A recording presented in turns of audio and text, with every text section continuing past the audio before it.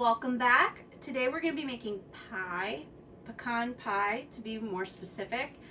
And part of the reason, it's my dad's favorite pie, and back when I was of an age to help start contributing to Thanksgiving dinner, I decided I would take over the pecan pie. And I asked my mom for the family recipe, if you will, and she said, the bottle of Karo syrup, it's on the bottle of Karo syrup.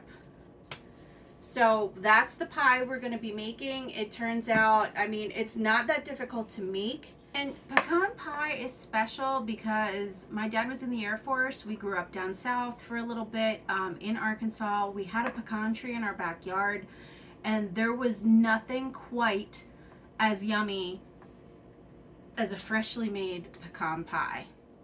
So let's get started. You start out with a cup of the light Karo syrup. Okay,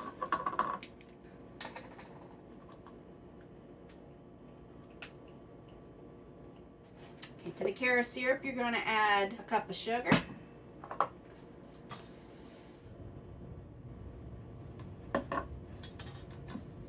Three eggs.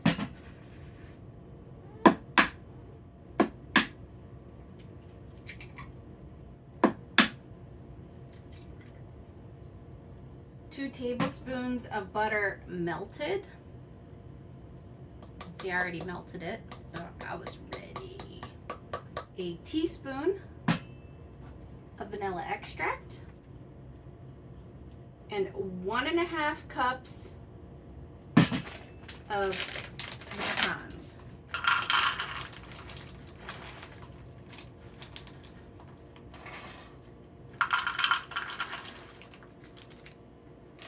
And then we're going to stir it all up.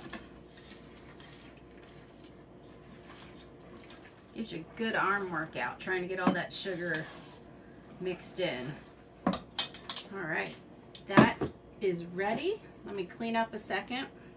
All right, the one thing you really want to do if you're using the prepared pie crust is let it come to room temperature for the 15 to 20 minutes that they recommend, because otherwise it makes it very hard to roll out.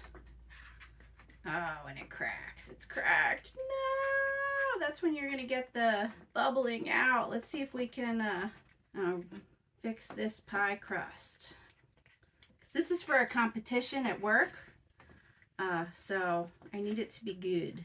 Should have let it thaw a little bit more. I only did the 15 minutes because I kind of forgot, and it happens every time. I forget, and then I get impatient because I want to make the pie.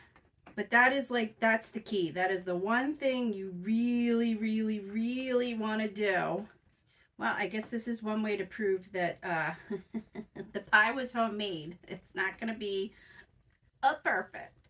But, and again, because things do boil out, I'm going to spread a little flour on the underside of this before I put it in the crust so that hopefully it won't stick as much. Because my pie always sticks to the plate, and then you can't get it out, and it's a mess. It's a mess. But as I say in many of these videos, it may be a mess, but it still tastes good. All right, my pie plate. Okay, oh, a nice big splatter of flour. All right, so I'm going to try and again piece together some of the holes I'm seeing. It is pliable. It thawed enough that it is pliable. Okay. So the next thing I do is I fold it over to give it that nice finished look. But I'm going to pour the pie in it first so we can see maybe how much to crimp it over. Oh, get off there. Okay, now see, as you can see, this side doesn't have as much to fold over, and I don't want it bubbling out if I can help it. So the end design is up to you. I've seen some pies that look like this, just little folded over, and I've seen, like I said, I do the little fork marks. Okay, There we go. Okay, so now it goes into, it's supposed to go into an unbaked and 9-inch deep pie crust, which is what this is.